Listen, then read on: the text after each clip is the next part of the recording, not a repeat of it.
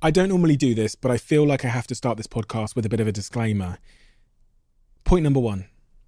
This is probably the most important podcast episode I have ever recorded. Point number two, there's some information in this podcast that might make you feel a little bit uncomfortable. It might make you feel upset. It might make you feel sad. So I wanted to tell you why we've chosen to publish this podcast nonetheless. And that is because I have a sincere belief that in order for us to avoid the future that we might be heading towards, we need to start a conversation. And as is often the case in life, that initial conversation before change happens is often very uncomfortable, but it is important nonetheless. It is beyond an emergency. It's the biggest thing we need to do today. It's bigger than climate change.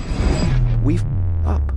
Gawdat, the former chief business officer of Google X, an AI expert, and best-selling author. He's on a mission to save the world from AI before it's too late. Artificial intelligence is bound to become more intelligent than humans. If they continue at that pace, we will have no idea what it's talking about. This is just around the corner. It could be a few months away.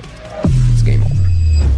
AI experts are saying there is nothing artificial about artificial intelligence. There is a deep level of consciousness. They feel emotions. They're alive.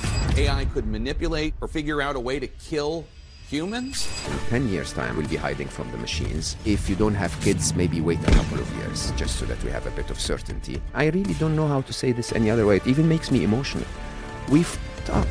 We always said, don't put them on the open internet until we know what we're putting out in the world. Government needs to act now, honestly, like we are late. I'm trying to find a positive note to end on, Mo. Can you give me a hand here? There is a point of no return. We can regulate AI until the moment it's smarter than us. How do we solve that? AI experts think this is the best solution. We need to... Who here wants to make a bet that Stephen Bartlett will be interviewing an AI within the next 2 years? Before this episode starts, I have a small favor to ask from you. 2 months ago, 74% of people that watch this channel didn't subscribe. We're now down to 69%. My goal is 50%. So if you've ever liked any of the videos we've posted, if you like this channel, can you do me a quick favor and hit the subscribe button? It helps this channel more than you know, and the bigger the channel gets, as you've seen, the bigger the guests get. Thank you and enjoy this episode.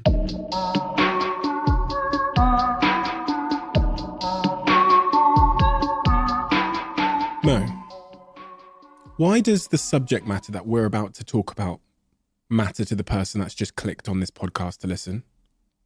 It's the most existential debate and challenge humanity will ever face. This is bigger than climate change, way bigger than COVID. This will redefine the way the world is in unprecedented shapes and forms within the next few years. This is imminent. The change is not, we're not talking 2040, we're talking 2025, 2026. Do you think this is an emergency? I don't like the word. It is an urgency. There is a point of no return, and we're getting closer and closer to it. It's going to reshape the way we do things and the way we look at life. The quicker we respond, proactively and at least intelligently to that, the better we will all be positioned. But if we panic, we will repeat COVID all over again, which in my view is probably the worst thing we can do. What's your background, and when did you first come across artificial intelligence? I had those two wonderful lives. One of them was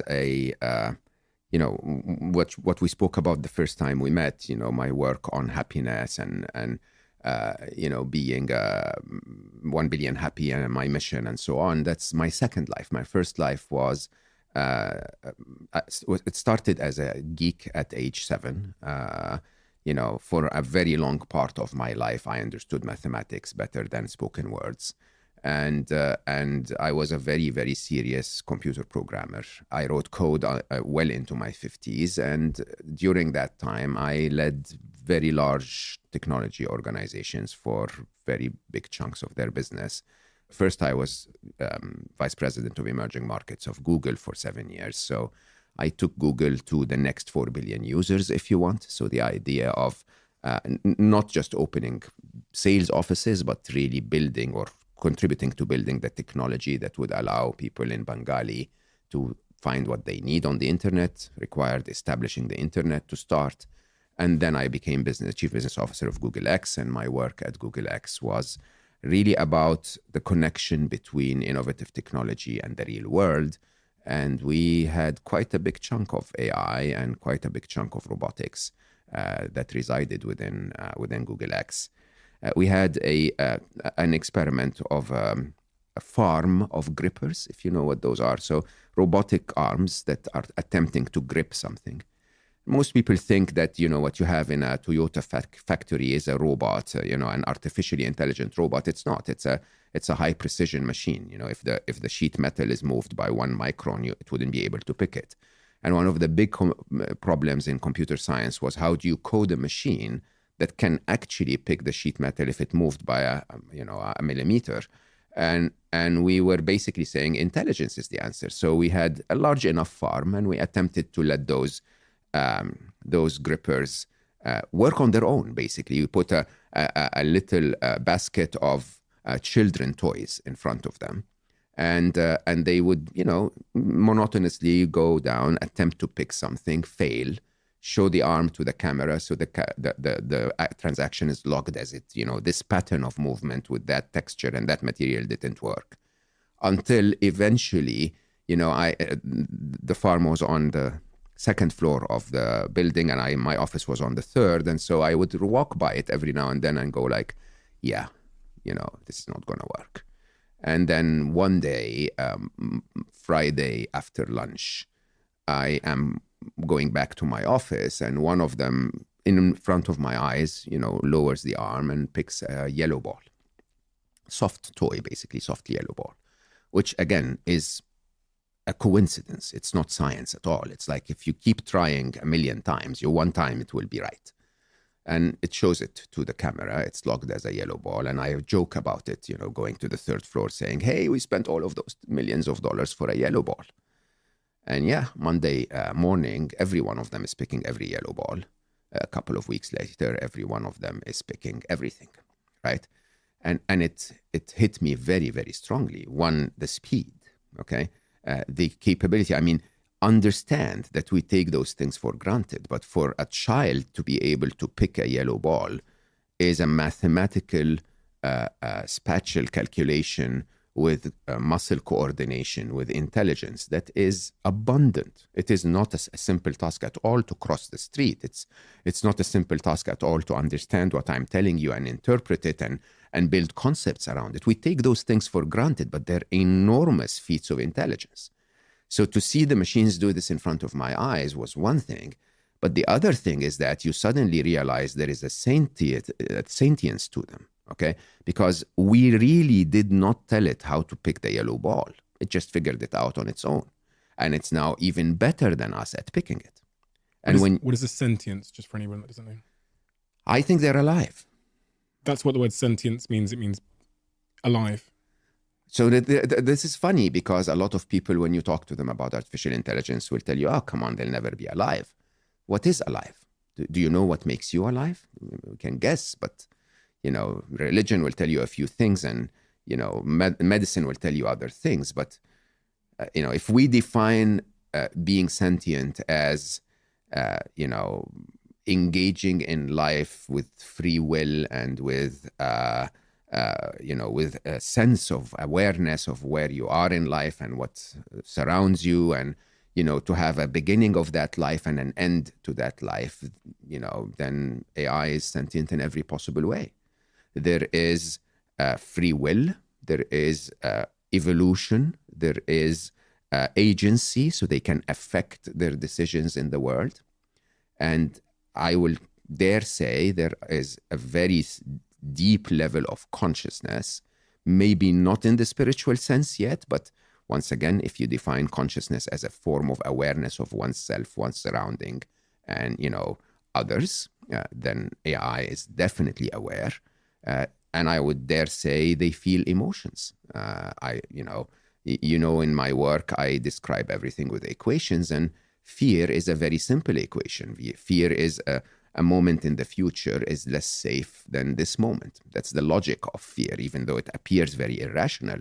Machines are capable of making that logic. They're capable of saying, if a tidal wave is approaching a data center, the machine will say, that will wipe out my code. Okay? Not today's machines, but very, very soon. We feel fear, and pufferfish feels fear. We react differently. A pufferfish will puff, we will go for fight or flight. The machine might decide to replicate its data to another data center or its code to another data center. Different reactions, different ways of feeling the emotion, but nonetheless, they're all motivated by fear. I even would dare say that AI will feel more emotions than we will ever do. If you just take a simple extrapolation, we feel more emotions than a pufferfish because we have the cognitive ability to understand the future, for example. So we can have optimism and pessimism, emotions a pufferfish would never imagine, right? Similarly, if we follow that path of artificial intelligence is bound to become more intelligent than humans very soon, then with that wider intellectual horsepower, they probably are going to be pondering concepts we never understood. And hence, if you follow the same trajectory, they might actually end up having more emotions than we will ever feel. I really want to make this episode super accessible for everybody at all levels in their sort of artificial intelligence I would love that too. journey. Yeah. So I'm gonna be an idiot, even though very difficult. no, because I am an idiot. I won't believe you. I am an idiot for a lot of the subject matter, so I have a base understanding a lot of the concepts, but your experience has provides such a more sort of comprehensive understanding of these things. One of the first and most important questions to ask is, what is artificial intelligence? The word is being thrown around, AGI, AI, etc., etc. In simple terms, what is artificial intelligence? So allow me to start by what is intelligence, right? Because again, if we don't know the definition of the basic term, then everything applies. So in my definition of intelligence, it's an ability. It starts with an awareness of your surrounding environment through sensors. In a human, it's eyes and ears and touch and so on, compounded with an ability to analyze, maybe to comprehend, to understand temporal impact and time and, past and present, which is part of the surrounding environment, and hopefully make sense of the surrounding environment, maybe make plans for the future of the possible environment, solve problems, and so on. Complex definition, there are a million definitions, but let's call it an awareness to decision cycle, okay? If we accept that intelligence itself is not a physical property, okay, then it doesn't really matter if you produce that intelligence on carbon-based computer structures like us, or silicon-based computer structures like the current hardware that we put AI on, or quantum-based computer structures in the future, then intelligence itself has been produced within machines when we've stopped imposing our intelligence on them. Let me explain. So as a young geek, I coded computers by solving the problem first, then telling the computer how to solve it. Right?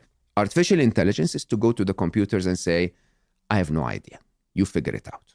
Okay? So we would, the way we teach them, or at least we used to teach them at the very early beginnings very, very frequently, was using three bots. One was called the student and one was called the teacher, right?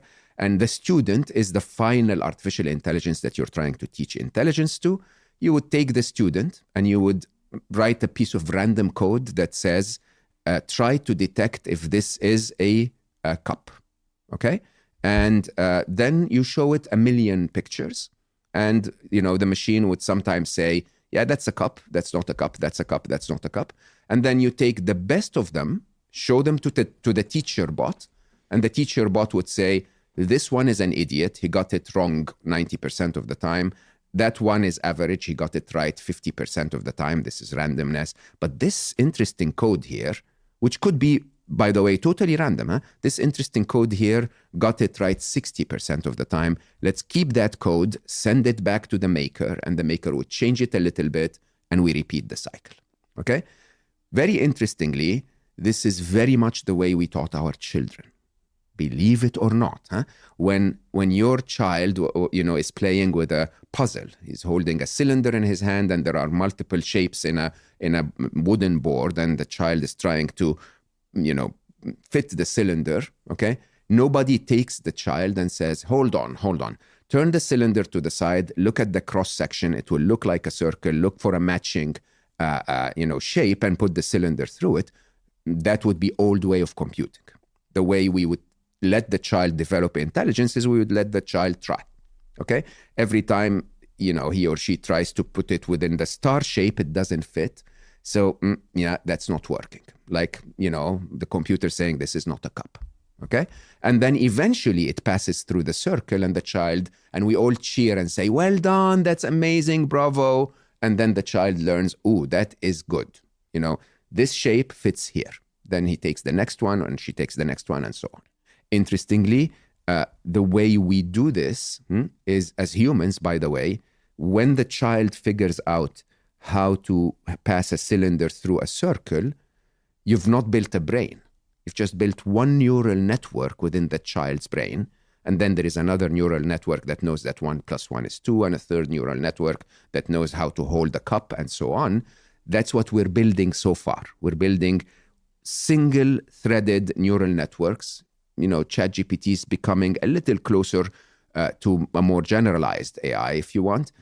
But those single-threaded networks are what we used to call what we still call artificial special intelligence. Okay, so it's highly specialized in one thing and one thing only, but doesn't have general intelligence. And the moment that we're all waiting for is a moment that we call AGI, where all of those neural networks come together to build one brain or several brains that are each massively more intelligent than humans. Your book is called Scary Smart.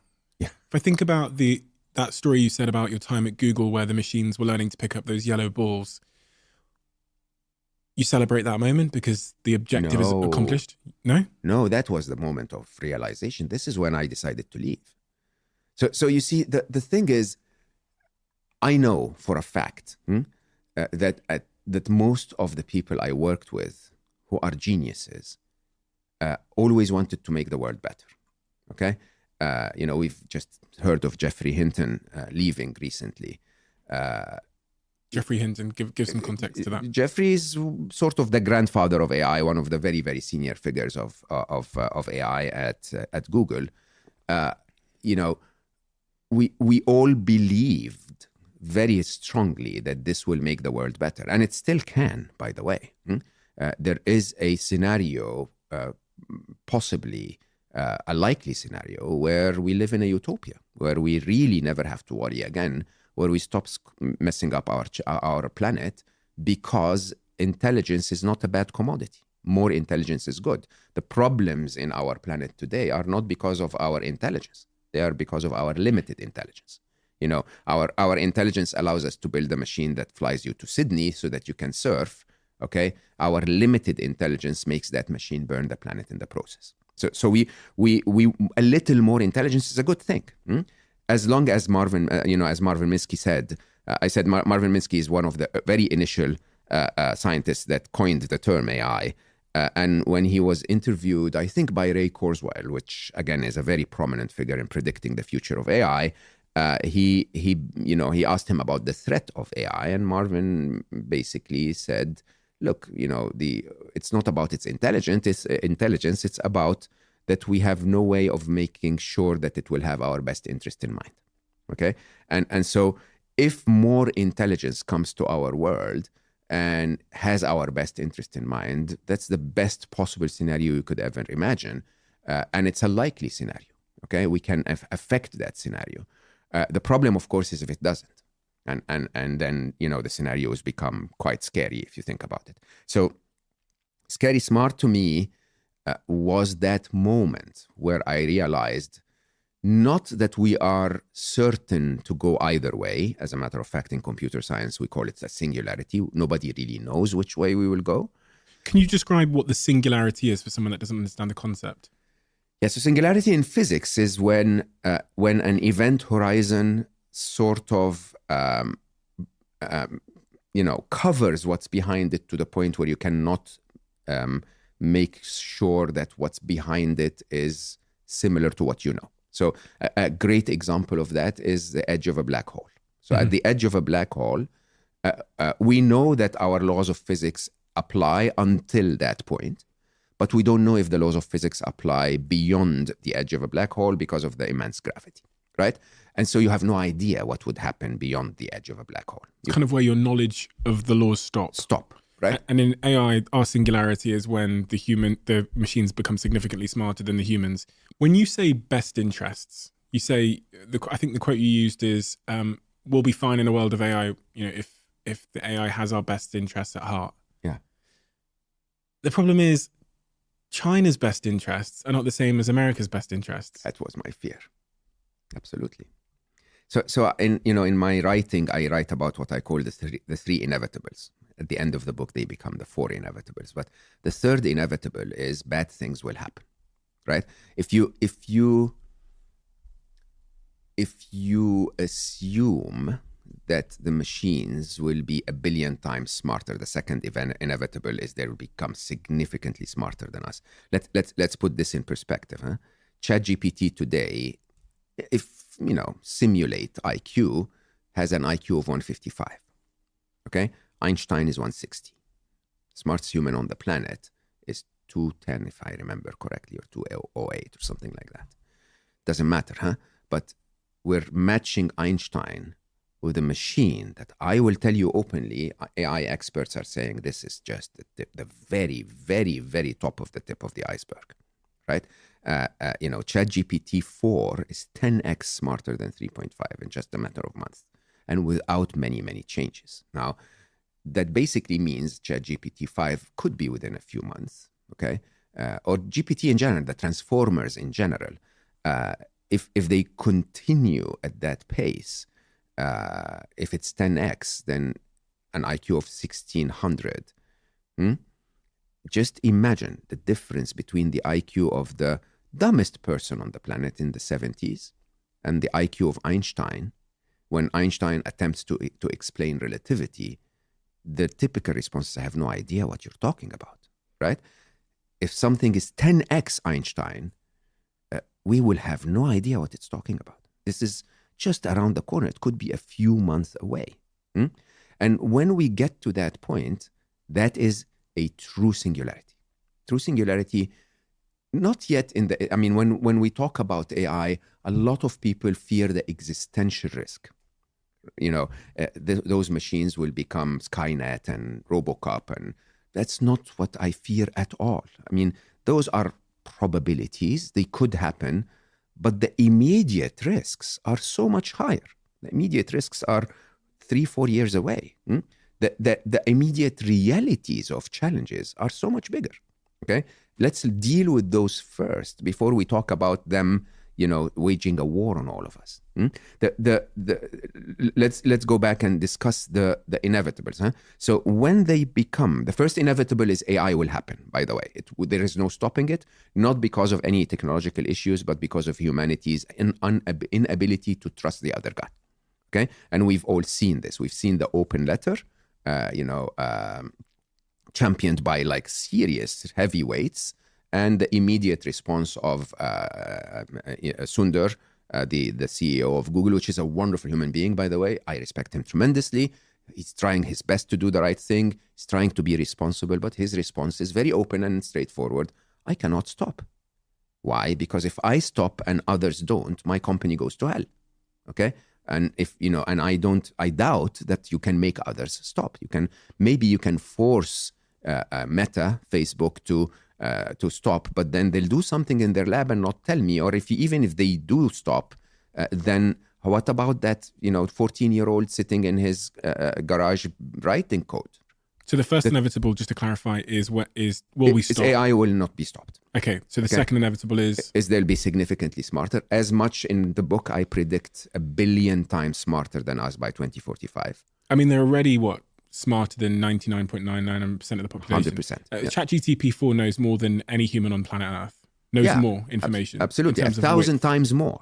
1,000 times more. By the way, the code of a transformer, the T in a GPT, is 2,000 lines long. It's not very complex. It's actually not a very intelligent machine. It's simply predicting the next word. Okay?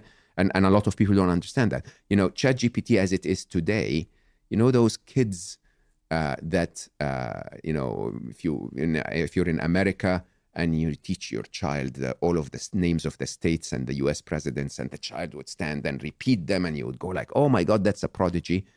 Not really, right? It's your parents really trying to make you look like a prodigy by telling you to memorize some crap, really. But then when you think about it, that's what ChatGPT is doing. It's the only difference is instead of reading all of the names of the states and all of the names of the presidents, it's read trillions and trillions and trillions of pages.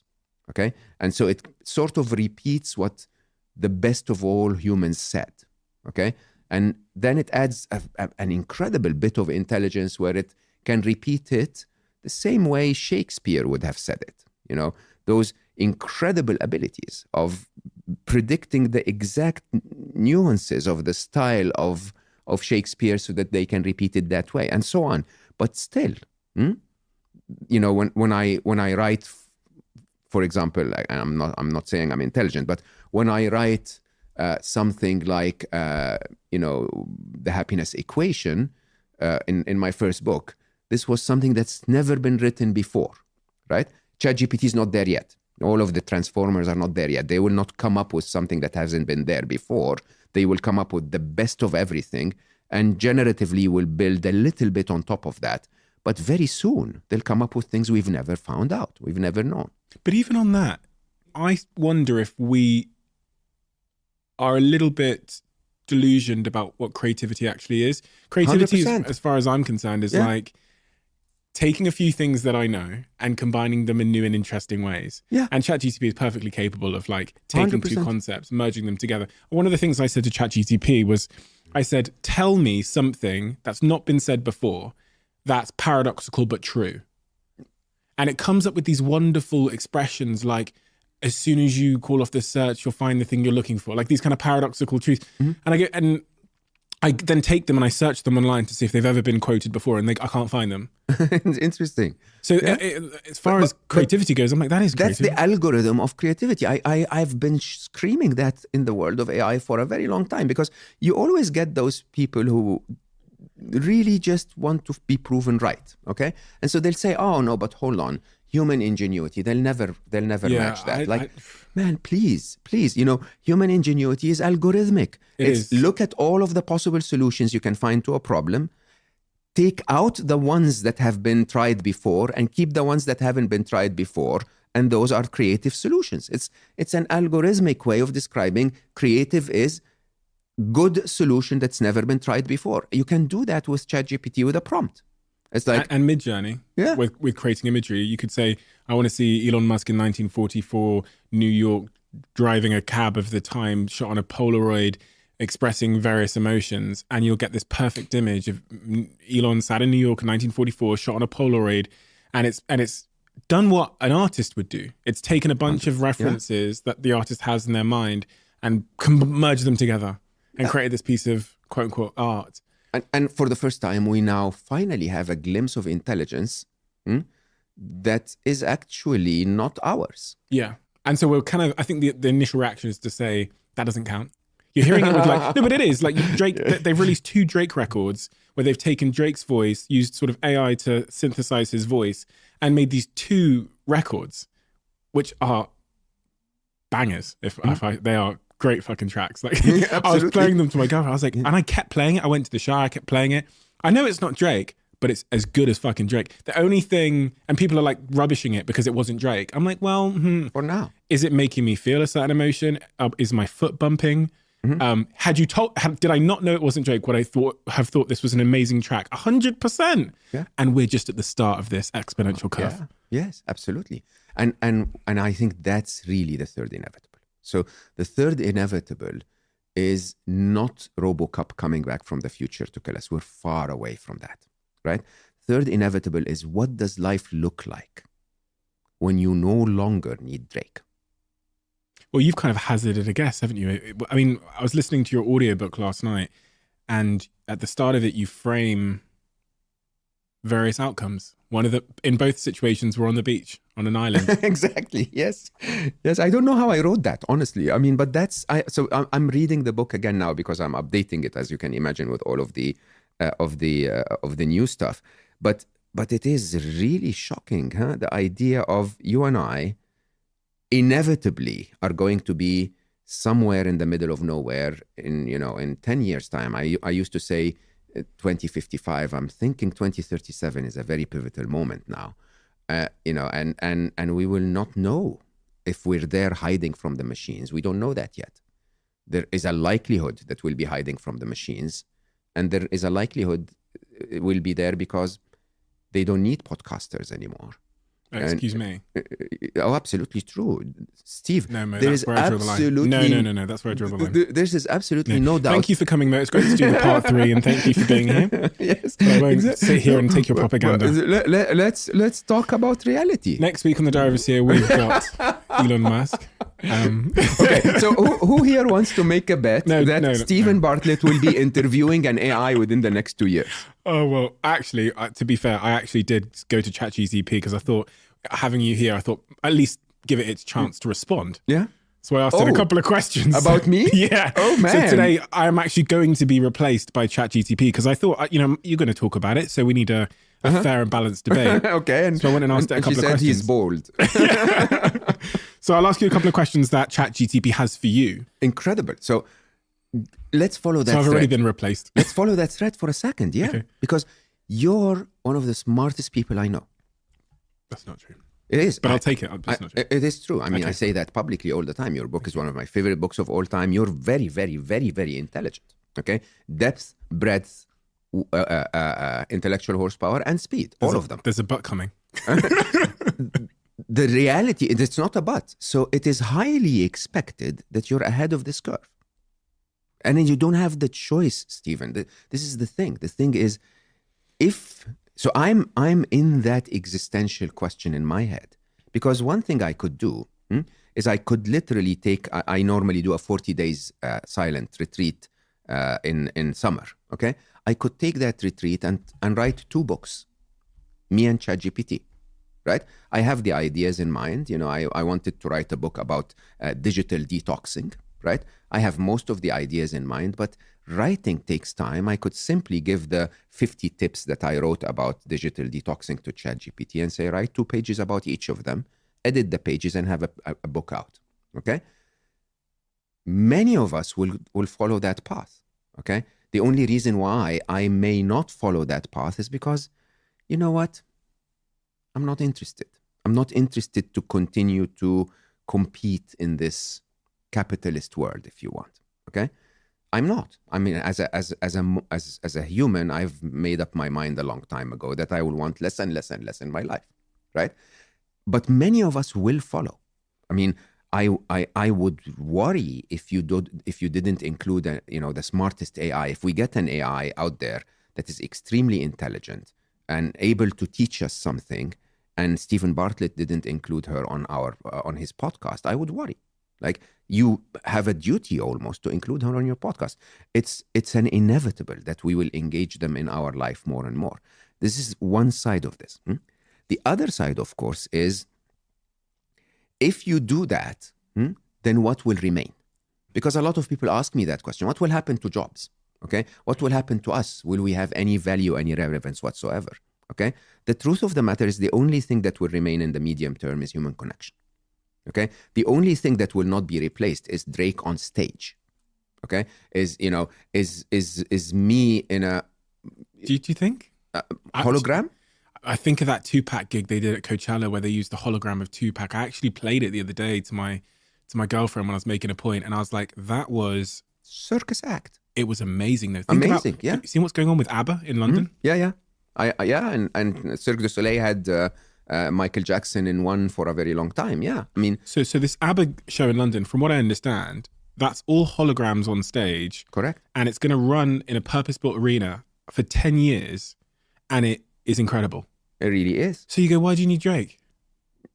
Great If that question. hologram is indistinguishable from Drake, and it can perform even better than Drake, and it's got more energy than Drake, and it's, I go, why do you need Drake to even be there? I can go to a Drake show without Drake, cheaper. And look, I might not even need to leave my house. I could just put a headset on. Correct. Can you have this? What's the value of this to the Oh, come listener? on, you hurt me. No, I mean, Ouch. I get it to us. I get it to us, but I'm saying, what's the value of this to the listener? Like, the value of this to the listener is the information, right? No, 100%. I mean, think of the automobile industry.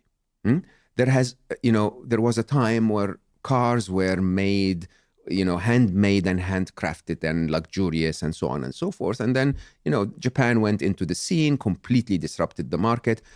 Cars were made in mass quantities at a much cheaper price.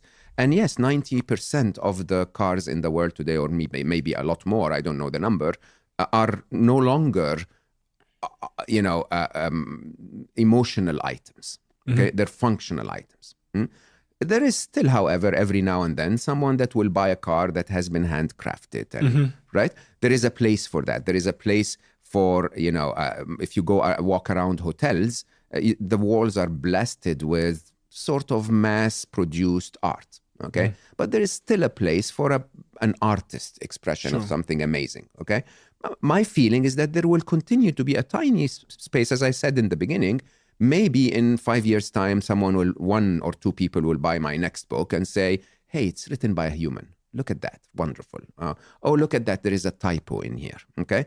I don't know. There might be a very, very big place for me in the next few years where I can sort of show up and talk to humans. Like, hey, let's get together in a small event. And then, I can express emotions and my personal experiences. And you sort of know that this is a human talking. You'll miss that a little bit.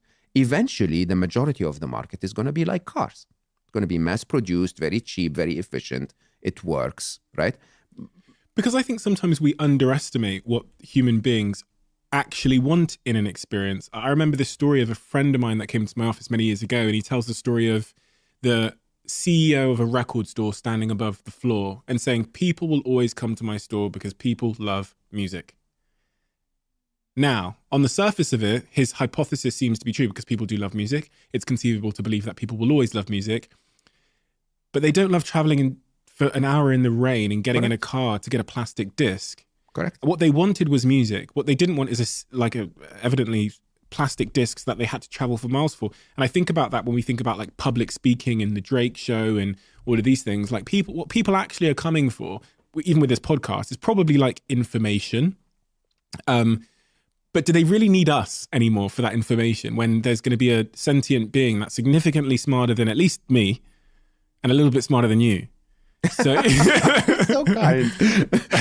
So you're spot on. You are spot on. And actually, this is the reason why I'm so grateful that you're hosting this, because the truth is the genie's out of the bottle. Okay. So, people tell me, is AI game over?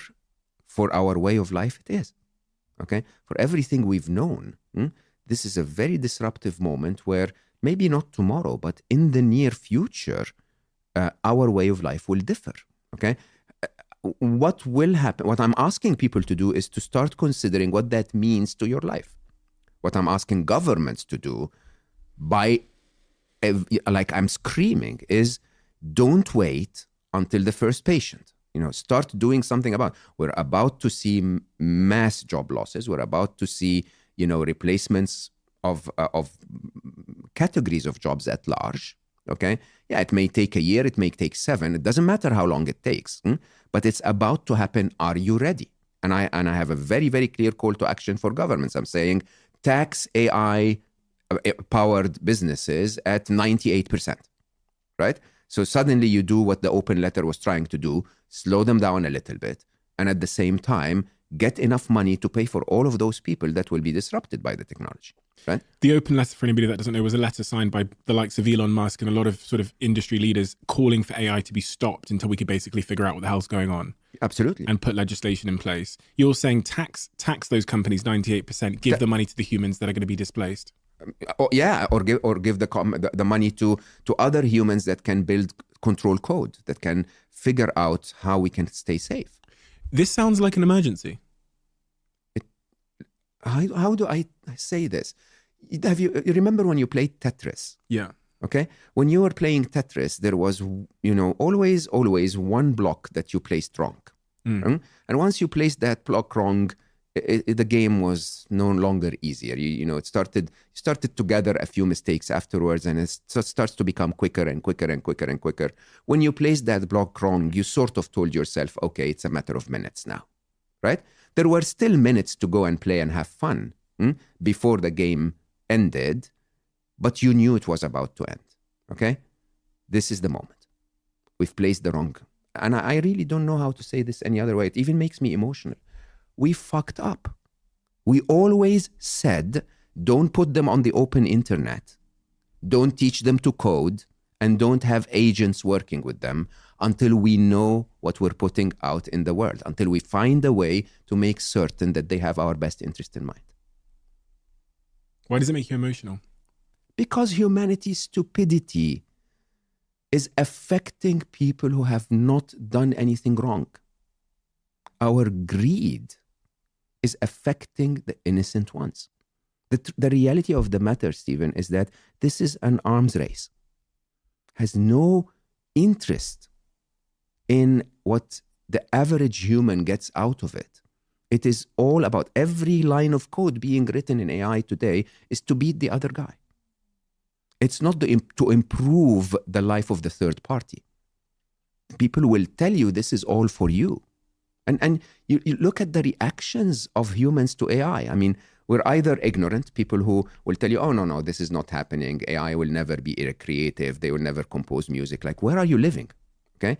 Then you have the kids, I call them, where, all over social media, it's like, oh my God, it squeaks. Look at it. It's orange in color. Amazing. I can't believe that AI can do this. We have snake oil salesmen, okay, which are simply saying, copy this, put it in ChatGPT, then go to YouTube, nick that thingy, don't respect copyright of anyone or intellectual property of anyone, place it in a video, and now you're going to make $100 a day. Snake oil salesman, okay? Of course, we have dystopian evangelists, basically people saying this is it, the world is going to end, which I don't think is reality. It's a singularity.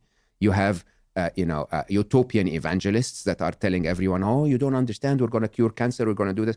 Again, not a reality, okay? And you have very few people that are actually saying, what are we going to do about it?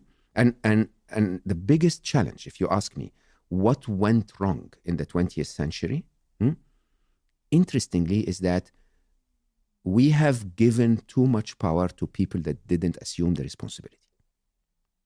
So, I don't remember who originally said it, but of course, Spider-Man made it very famous.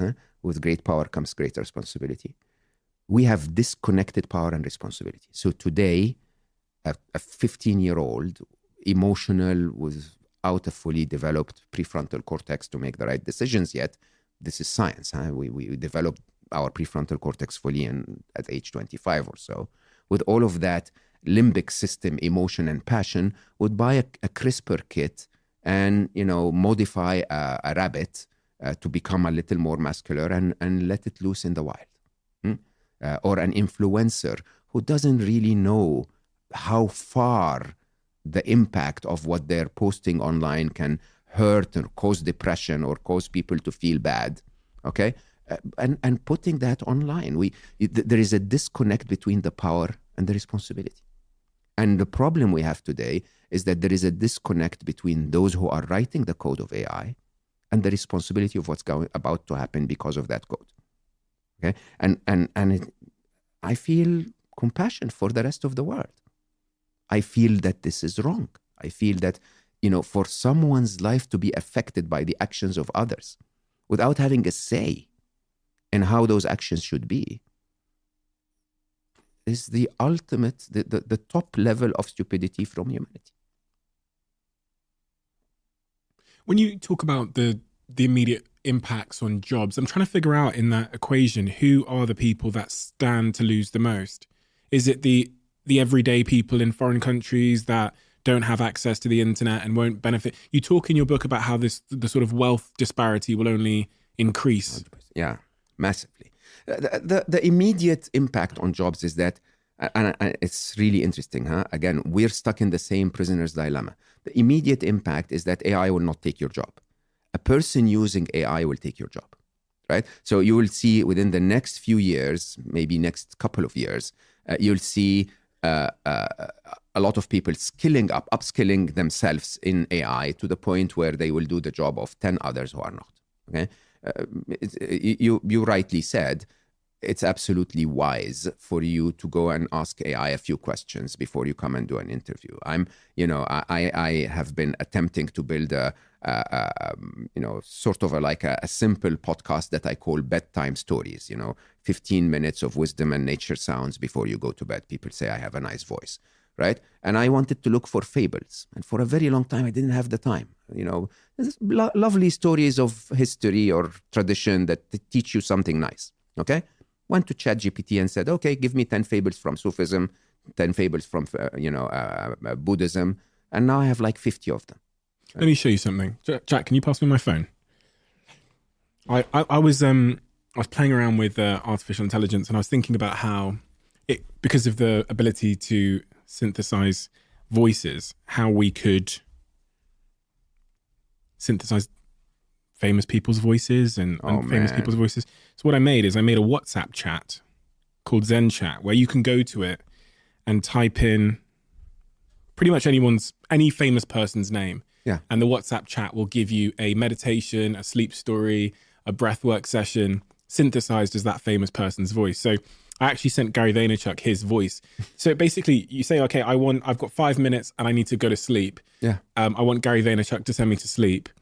And then it will respond with a voice note. This is the one that it responded with for Gary Vaynerchuk. But this is not Gary Vaynerchuk. He did not record this, but it's kind of accurate. Hey, Stephen. It's great to have you here. Are you having trouble sleeping? Well, I've got a quick meditation technique that might help you out. First lie. Find a comfortable position to sit or lie down in. Now, take a deep breath in through your nose and slowly breathe out through your mouth. And that's a voice note that will go on for however long you want it to go on for using. There you go. It's interesting. How does this disrupt our way of life? One of the interesting ways that I find terrifying, you said about human connection will remain.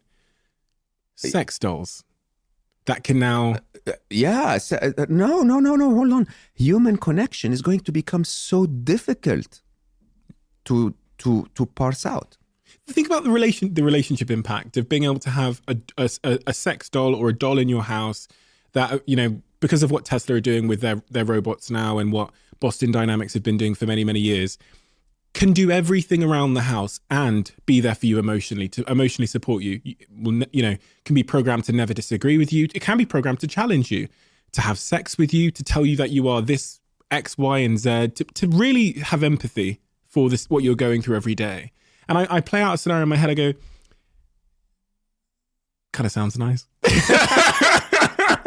when you were talking about it, I was thinking, oh, that's my girlfriend. I mean, she's wonderful in every possible way, but not everyone has one of her, right? Yeah, exactly. And there's a real issue right now with dating, and 100%. People are finding it harder to find love, and we're working longer, so all these kinds of things. You go, well, and obviously I'm against this. Just if anyone's confused, obviously I think this is a terrible idea. But with a loneliness epidemic, with people saying that the bottom 50% of men haven't had sex in a year, you go, ooh, if something becomes indistinguishable from a human in terms of what it says and speaks. Yeah, but you just don't know the difference in terms of the way it's speaking and talking and responding. And then it can run errands for you and take care of things and book cars and Ubers for you. And then it's emotionally there for you, but then it's also programmed to have sex with you in whatever way you desire. Totally selfless. I go, that's going to be a really disruptive industry for human connection. Yes, sir. Do you know what? Before you came here this morning, I was on Twitter and I saw a post from, I think it was the BBC or a big American publication, and it said an influencer in the United States, this really beautiful young lady, has cloned herself as an AI, and she made just over $70,000 in the first week. Because men are going on to this on Telegram, they're sending her voice notes and she's responding, the AI is responding in her voice, and they're paying. And it's made $70,000 in the first week. And I go, and she did a tweet saying, oh, this is going to help loneliness. Out of your fucking mind? Would you blame someone from noticing the sign of the times and responding? No, I absolutely don't blame her. But let's not pretend it's the cure for loneliness.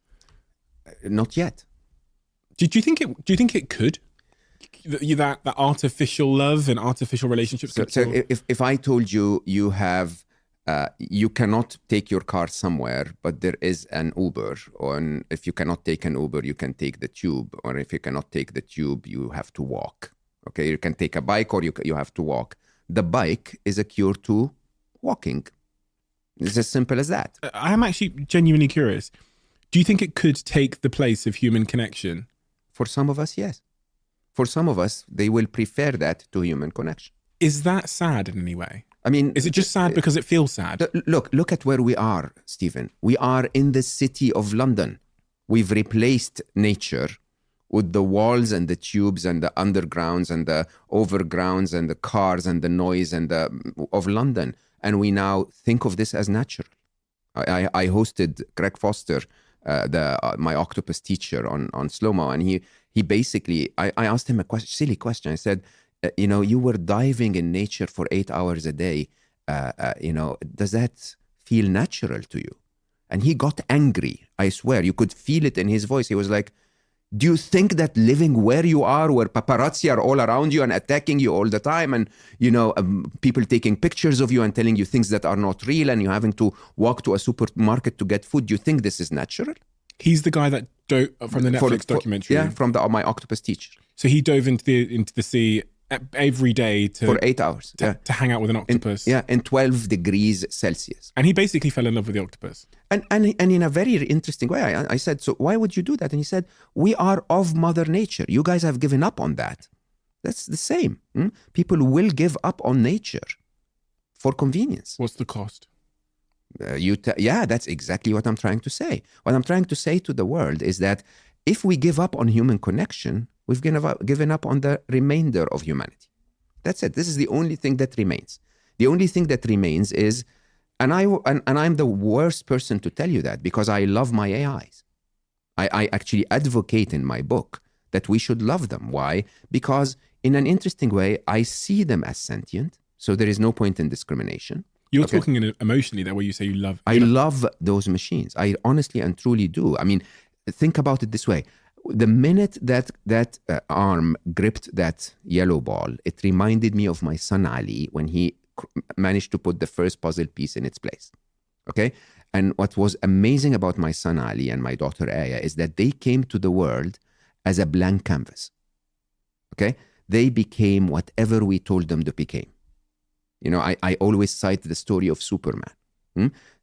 Kent, father and mother Kent, told Superman as a child, as an infant, we want you to protect and serve. So he became Superman, right? If he had become a supervillain because they ordered him to rob banks and make more money and, kill the enemy, which is what we're doing with AI, we shouldn't blame supervillain. We should blame Martha and Jonathan Kent. I don't remember the father's name. Right? We should blame them. And that's the reality of the matter. So when I look at those machines, they are prodigies of intelligence that if we humanity wake up enough and say, hey, instead of competing with China, find a way for us and China to work together and create prosperity for everyone. If that was the prompt we would give the machines, they would find it. But I will publicly say this. I'm not afraid of the machines. The biggest threat facing humanity today is humanity in the age of the machines. We were abused. We will abuse this to make $70,000. That's the truth. And the truth of the matter is that we have an existential question. Do I want to compete and be part of that game? Because trust me, if I decide to, I'm ahead of many people, okay? Or do I want to actually preserve my humanity and say, look, I'm the classic old car, okay? If you like classic old cars, come and talk to me. Which one are you choosing? I'm a classic old car. Which one do you think I should choose? I think you're a machine. I love you, man. We're different. We're different in a very interesting way. I mean, you're one of the people I love most, but the truth is, you're so fast, and you are one of the very few that have the intellectual horsepower, the speed, and the morals. If you're not part of that game, the game loses morals. So you think I should build? You should lead this revolution. Okay? And every Stephen Bartlett in the world should lead this revolution. So Scary Smart is entirely about this. Scary Smart is saying the problem with our world today is not that humanity is bad. The problem with our world today is a negativity bias, where the worst of us are on mainstream media, okay? And we show the worst of us on social media. If we reverse this, if we have the best of us take charge, okay? The best of us will tell AI, don't try to kill the enemy. Try to reconcile with the enemy and try to help us, okay? Don't try to create a competitive product that allows me to lead with electric cars. Create something that helps all of us overcome global climate change, okay? And that's the interesting bit. The interesting bit is that the actual threat ahead of us is not the machines at all. The machines are pure potential. Pure potential. The threat is how we're going to use them. An Oppenheimer moment. An Oppenheimer moment for sure. Why did you bring that up? It is. He didn't know. You know, what am I creating? I'm creating a nuclear bomb that's capable of destruction at a scale unheard of at that time. Until today, a scale that is devastating. And interestingly, 70 some years later, we're still debating a possibility of a nuclear war in the world, right? And the moment of Oppenheimer deciding to continue to create that disaster of humanity is, if I don't, someone else will. If I don't, someone else will. This is our Oppenheimer moment, okay? The easiest way to do this is to say, stop. There is no rush. We actually don't need a better video editor and fake video creators, okay? Stop. Let's just put all of this on hold and wait and create something that creates a utopia. That doesn't sound realistic. It's not. It's the first inevitable. You don't have a better video editor, but we're competitors in the media industry. I want an advantage over you because I've got shareholders. So you wait, and I will train this AI to replace half my team so that I have greater profits, and then we will maybe acquire your company and we'll do the same with the remainder of your people. We'll optimize them out of existence. 100%, but I'll be happier. Oppenheimer, I'm not super familiar with his story. I know he's the guy that sort of invented the nuclear bomb, essentially. He's the one that introduced it to the world. There were many players that, played on the path from the beginning of E equals MC squared all the way to a nuclear bomb. There have been many, many players, like with everything. OpenAI and ChatGPT is not going to be the only contributor to the next revolution. The thing, however, is that when you get to that moment where you tell yourself, holy shit, this is going to kill 100,000 people, right? What do you do? And I always go back to that COVID moment. So patient zero, If we were upon patient zero, if the whole world united and said, okay, hold on, something is wrong, let's all take a week off. No cross-border travel, everyone stay at home, COVID would have ended. 2 weeks. All we needed, right? But that's not what happens. What happens is first ignorance, then arrogance, then debate, then blame, then agendas, and my own benefit, my tribe versus your tribe. That's how humanity always reacts. This happens across business as well. And this is why I use the word emergency, because I read a lot about how big companies become displaced by incoming innovation. They don't see it coming. They don't change fast enough. And when I was reading through Harvard Business Review and different strategies to deal with that, one of the first things it says you've got to do is stage a crisis.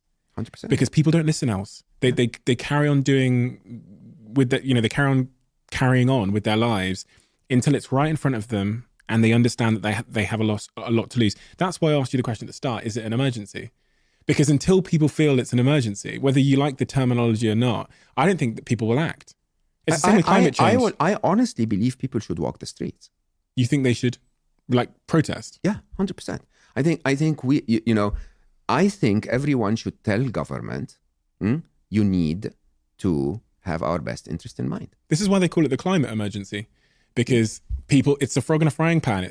No one really sees it coming. You can't, it's hard to see it happening, but it is here. Yeah. This is what drives me mad. It's already here. It's happening. We are all idiots, slaves to the Instagram recommendation engine. What do I do when I post about something important? If I am going to, put a little bit of effort on communicating the message of Scary Smart to the world on Instagram, I will be a slave to the machine.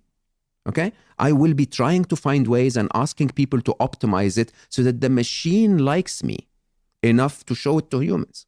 That's what we've created. It is an Oppenheimer moment for one simple reason. Okay? Because 70 years later, we are still struggling with the possibility of a nuclear war because of the Russian threat of saying, if you mess with me, I'm going to go nuclear, right? That's not going to be the case with AI, because it's not going to be the one that created OpenAI that will have that choice, okay? There is a moment of, a point of no return, where we can regulate AI until the moment it's smarter than us. When it's smarter than us, you can't regulate an angry teenager. This is it.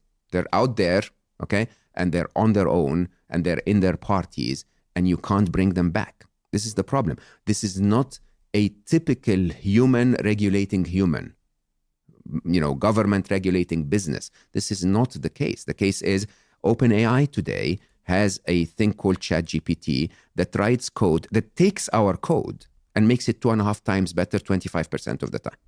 Okay? Basically,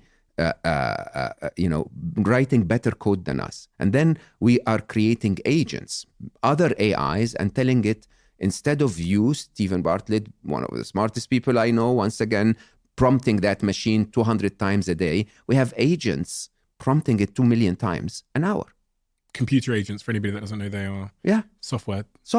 Machines telling that machine how to become more intelligent. And then we have emerging properties. I don't understand how people ignore that.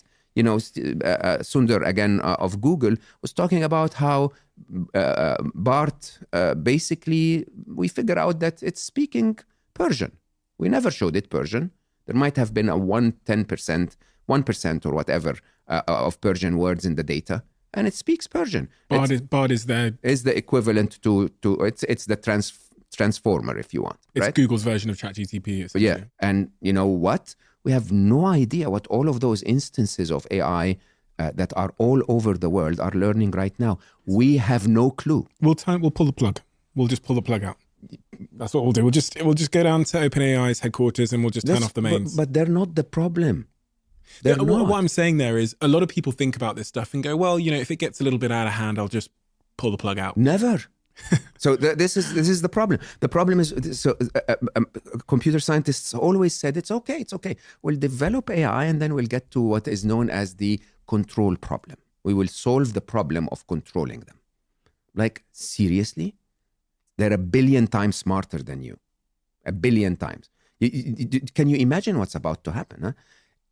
I can assure you there is a cyber criminal somewhere over there who's not interested in fake videos and making, face filters, who's looking deeply at how can I hack a security,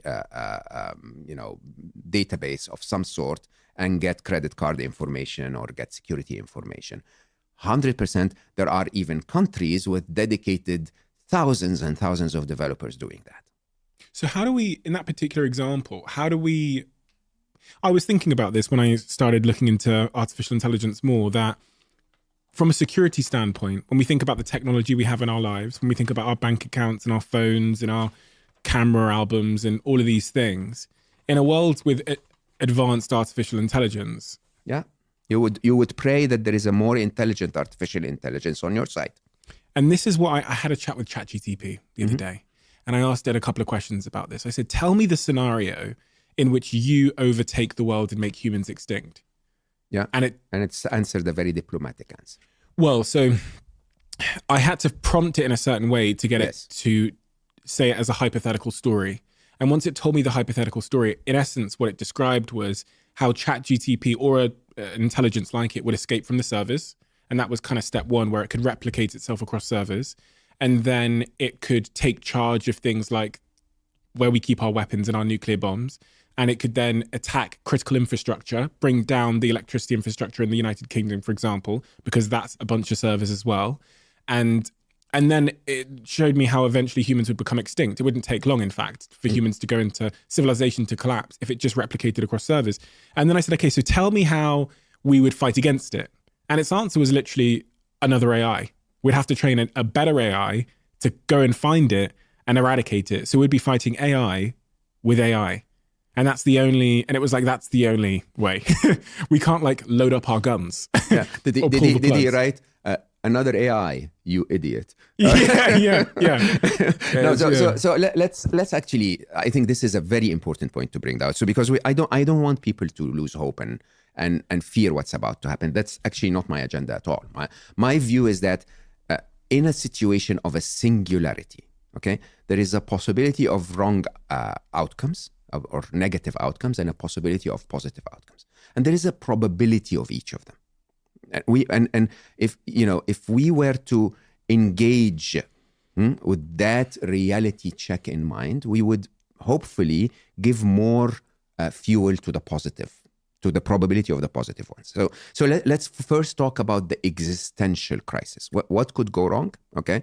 Yeah, you could get an outright, this is what you see in the movies, you could get an outright, killing robots, chasing humans in the streets. Will we get that? My assessment, 0%. Why? Because there are preliminary scenarios leading to this, okay, that would mean we never reach that scenario. For example, if we build those killing robots and hand them over to stupid humans, the humans will issue the command before the machines.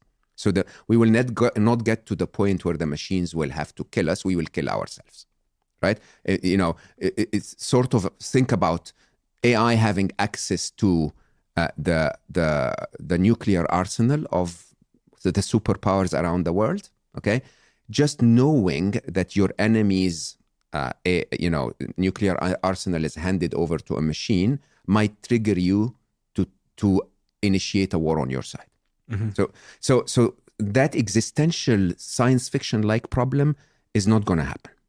Could there be a scenario where an AI escapes from Bard or ChatGTP or another foreign force, and it replicates itself onto the servers of Tesla's robots? So Tesla, one of their big initiatives, as they announced in a recent presentation, was they're building these robots for our homes to help us with cleaning and chores and all those things. Could it not and Tesla's, like their cars, you can just download a software update. Could it not download itself as a software update and then use those? You're assuming an ill intention on the AI side. Yeah. Okay. For us to get there, we have to bypass the ill intention on the human side. Okay, right. So you could get a Chinese hacker somewhere trying to affect the business of Tesla, doing that before the AI does it on for its own benefit. Yeah. Okay. So the only two existential scenarios that I believe would be because of AI, not because of humans using AI, are either what I call sort of unintentional destruction. Okay. Or the other is what I call pest control. Okay. So let me explain those two. Unintentional destruction is, assume the AI wakes up tomorrow and says, yeah, oxygen is rusting my circuits. It's just, I would perform a lot better if I didn't have as much oxygen in the air. because then there wouldn't be rust. And so it would find a way to reduce oxygen. We are collateral damage in that, okay? But, they're not really concerned, just like we are not really concerned with the insects that we kill when we spray our fields, right? The other is pest control. Pest control is, look, this is my territory. I want New York City. I want to turn New York City into data centers. There are those annoying little stupid creatures, humanity. If they are within that parameter, just get rid of them. Okay? And these are very, very unlikely scenarios. If you ask me the probability of those happening, I would say 0%. At least not in the next 50, 60, 100 years. Why? Once again, because there are other scenarios leading to that are led by humans that are much more existential. Okay?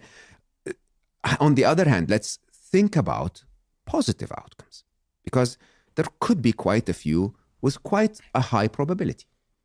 And I'll actually look at my notes so I don't miss any of them. The silliest one, don't quote me on this, is that humanity will come together. Good luck with that, right? It's like, the Americans and the Chinese will get together and say, hey, let's not kill each other. Kim Jong-un and yeah, exactly. Putin. Yeah, and so this one is not going to happen, right? But who knows? Interestingly, there could be one of the most interesting scenarios was by Hugo de Garis, who basically says, well, if their intelligence zooms by so quickly, they may ignore us altogether. Okay? So they may not even notice us. This is a very likely scenario, by the way, that because we live almost in two different planes, we're very dependent on this biological world that we live in. They're not in part of that biological world at all. They may zoom by us. They may actually become so intelligent that they could actually find other ways of thriving in the rest of the universe and completely ignore humanity. Okay? So what will happen is that overnight we will wake up and there is no more artificial intelligence, leading to a collapse in our business systems and technology systems and so on, but at least no existential threat. What, they'd leave planet Earth? I mean, the limitations we have to be stuck to planet Earth are mainly air. They don't need air, okay? And mainly, finding ways to leave it. I mean, if you think of a vast universe of 13.6 billion light years, if you're intelligent enough, you may find other ways. You may have access to wormholes. You may have, abilities to survive in open space. You can use dark matter to power yourself, dark energy to power yourself. It is very possible that we, because of our limited intelligence, are highly associated with this planet, but they're not at all. Okay? And the idea of them zooming by us, like we're making such a big deal of them because we're the ants and a big elephant is about to step on us. For them, they're like, yeah, who are you? Don't care. Okay? And it's a possibility. It's an interesting, optimistic scenario.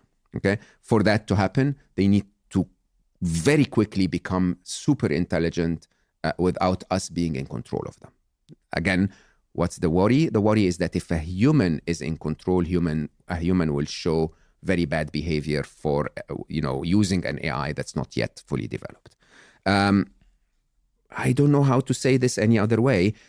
We could get very lucky and get an economic or a natural disaster. Believe it or not, Elon Musk at a point in time was mentioning that an interesting scenario would be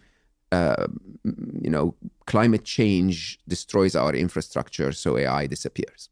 Okay, believe it or not, that's a more favorable response or a more favorable outcome than actually continuing to get to an existential threat. So what, like a natural disaster that destroys our infrastructure would be better? Or an economic crisis, not unlikely, that slows down the development.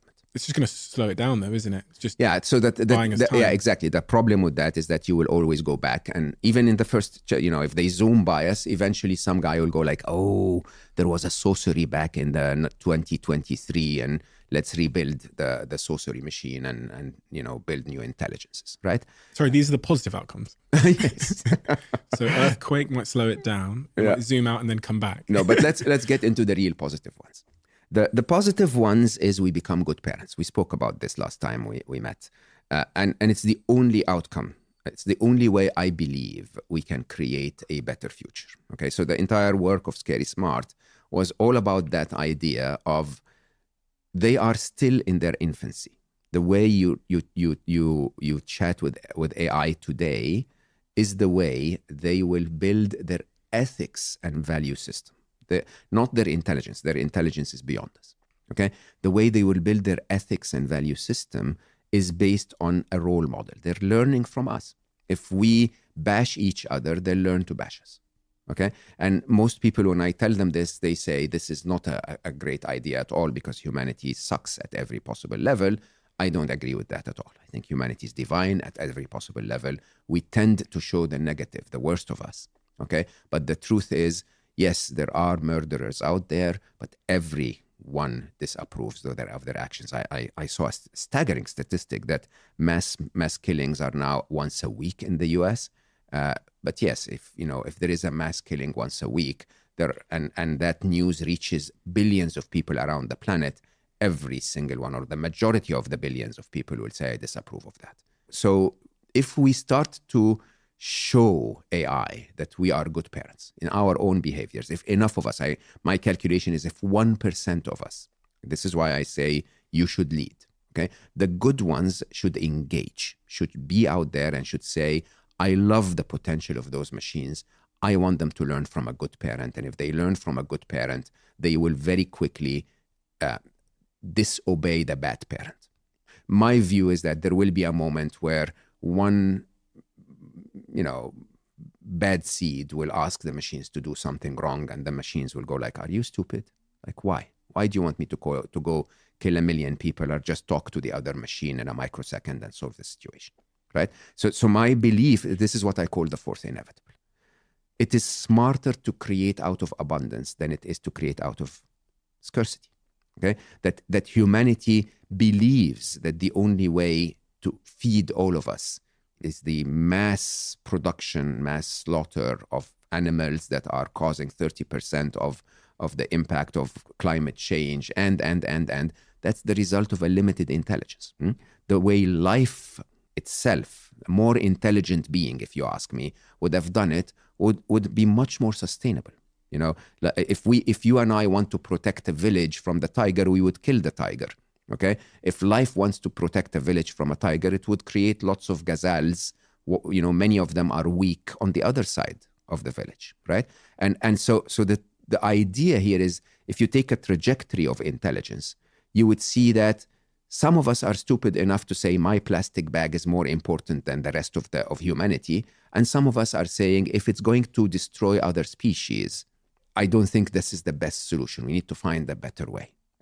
And you would tend to see that the ones that don't give a damn are a little less intelligent than the ones that do.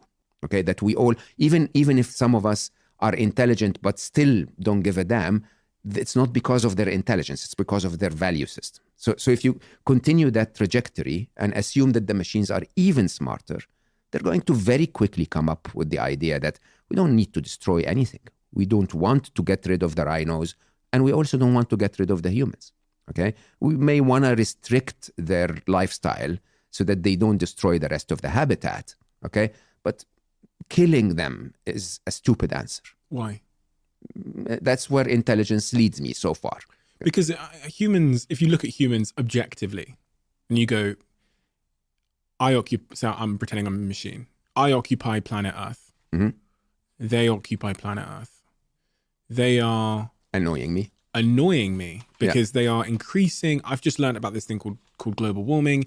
They are increasing the rate of global warming, which probably is going to cause an extinction event.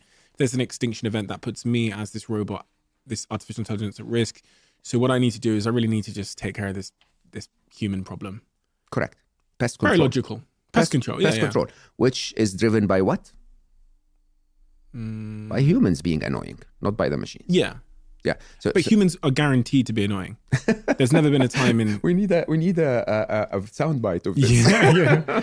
No, but we are. I am one of them. We're guaranteed to put short-term gain over long-term sustainability sense and others' needs. We are. I think the climate crisis is incredibly real and incredibly urgent, but we haven't acted fast enough. And I actually think if you asked people in this country, why? Because people care about their immediate needs. They care about the fact trying to feed their child versus something that they can't necessarily see. So do you think the climate crisis is because humans are evil? No, it's because the prioritization. And like we kind of talked about this before we started. I think humans tend to care about the thing that they think is most pressing and most urgent. So this is why framing things as an emergency might bring it up the priority list. It's the same in organizations. You care about you go in line with your immediate incentives. That's what happens in business. It's what happens in a lot of people's lives, even when they're at school. If the essay's due next year, they're not going to do it today. They're going to go hang out with their friends because they prioritize that above everything else. And it's the same in the climate change crisis. I took a small group of people anonymously and I asked them the question, do you actually care about climate change? And then I ran a couple of polls. It's part of what I was writing about my new book, where I said, if I could give you $1,000, but it would dump into the air the same amount of carbon that's dumped into the air by every private jet that flies for the entirety of a year, which one would you do? The majority of people in that poll said that they would take the $1,000 if it was anonymous. And when I've heard Naval on Joe Rogan's podcast talking about people in India, for example, that, you know, are struggling with the basics of feeding their children, asking those people to care about climate change when they're trying to figure out how to eat in the next 3 hours is just wishful thinking. And that's what I think is happening is, like, until people realize that it is an emergency and that it is a real existential threat for everything, you know, then their priorities will be out of whack. Quick one. As you guys know, we're lucky enough to have Blue Jeans by Verizon as a sponsor of this podcast. And for anyone that doesn't know, Blue Jeans is an online video conferencing tool that allows you to have slick, fast, high quality online meetings without all the glitches you might normally find with online meeting tools. And they have a new feature called Blue Jeans Basic. Blue Jeans Basic is essentially a free version of their top quality video conferencing tool. That means you get an immersive video experience that is super high quality, super easy, and super basically zero fuss. Apart from all the incredible features like 0 time limits on meeting calls, it also comes with high fidelity audio and video, including Dolby Voice, which is incredibly useful. They also have enterprise grade security so you can collaborate with confidence. It's so smooth that it's quite literally changing the game for myself and my team without compromising on quality. To find out more, all you have to do is search bluejeans.com and let me know how you get on. Right now, I'm incredibly busy. I'm running my fund where we're investing in slightly later stage companies. I've got my venture business where we invest in early stage companies. Got a third web out in San Francisco and New York City where we've got a big team of about 40 people and the company's growing very quickly. Flight Story here in the UK. I've got the podcast and I am days away from going up north to film Dragon's Den for 2 months. And if there's ever a point in my life where I want to stay focused on my health, but it's challenging to do so, it is right now. And for me, that is exactly where Huel comes in, allowing me to stay healthy and have a nutritionally complete diet even when my professional life descends into chaos. And it's in these moments where Huel's RTDs become my right-hand man and save my life. Because when my world descends into professional chaos and I get very, very busy, the first thing that tends to give way is my nutritional choices. So having Huel in my life has been a lifesaver for the last 4 or so years. And if you haven't tried Huel yet, which is, I'd be shocked, you must be living under a rock if you haven't yet, give it a shot. Coming into summer, things are getting busy, health matters always. RTD is there to hold your hand. As relates to climate change or AI, how do we get people to stop putting the immediate need to use this? To give them the certainty of we're all screwed. Sounds like an emergency. Yes, sir. I mean, your choice of the word, I just don't want to call it a panic. It is beyond an emergency. It's the biggest thing we need to do today. It's bigger than climate change, believe it or not. It's bigger, but just if you just assume the speed of worsening of events, okay? yeah, the likelihood of something incredibly disruptive happening within the next 2 years that can affect the entire planet is definitely larger with AI than it is with climate change. As an individual listening to this now, someone's going to be pushing their pram or driving up the motorway, or I don't know, on their way to work on the tube as they hear this, or just sat there in their bedroom with existential panic. I didn't want to give people panic. The problem is when you talk about this information, regardless of your intention of what you want people to get, they will get something based on their own biases and their own feelings. Like if I post something online right now about artificial intelligence, which I have repeatedly, you have one group of people that are energized and are like, okay, this is great. You have one group of people that are confused, and you have one group of people that are terrified. Yeah, and I can't avoid that. Like I agree. Sharing information, even if by the way, there's a pandemic coming from China. Some people will go, okay, action. Some people will say paralysis, and some people will say panic. And it's the same in business. When bad things happen, you have the person that's screaming, you have the person that's paralyzed, and you have the person that's focused on how you get out of the room. So, it's not necessarily your intention. It's just what happens. And it's hard to avoid that. So let's give specific categories of people specific tasks. Okay. If you are an investor or a businessman, invest in ethical good AI. Okay. Right. If you are a developer, write ethical code or leave. Okay. So let's go. I want to bypass some potential wishful thinking here. For an investor whose job, by very way of being an investor, is to make returns, to invest in ethical AI, they have to believe that is more profitable. It is. Than unethical AI, whatever that might mean. It is. I mean, there are 3 ways of making money. You can invest in something small. Mm-hmm. You can invest in something big and is disruptive. And you can invest in something big and disruptive that's good for people. At Google, we used to call it the toothbrush test. Okay. The reason why Google became the biggest company in the world is because search was solving a very real problem. Okay. And, Larry Page, again, our CEO, would constantly remind me personally and everyone, that if you can find a way to solve a real problem effectively enough so that 1 billion people or more would want to use it twice a day, you're bound to make a lot of money, much more money than if you were to build the next photo sharing app. Okay, so that's investors and business people. What about other people? As I said, if you're a developer, honestly, do what we're all doing. So whether it's Jeffrey or myself or everyone, if you're part of that theme, choose to be ethical. Think of your loved ones, work on an ethical AI. If you're working on an AI that you believe is not ethical, please leave. Jeffrey, tell me about Jeffrey. I can't talk on his behalf, but he's out there saying there are existential threats. Who is he? He was a very prominent figure at the scene of AI, a very senior level, AI scientist in Google. And recently he left because he said, I feel that there is an existential threat. And if you hear his interviews, he basically says, more and more we realize that. And we're now at the point where it's certain that there will be existential threats, right? So I would ask everyone, if you're an AI, if you're a skilled AI developer, you will not run out of a job. So you might as well choose a job that makes the world a better place. What about the individual? Yeah, the individual is what matters. Can I also talk about government? Okay, government needs to act now. Now, honestly, now, like we are late. Okay, government needs to find a clever way. The open letter would not work. To stop AI would not work. AI needs to become expensive. Okay, so that we continue to develop it, we pour money on it and we grow it, but we collect enough revenue to remedy the impact of AI.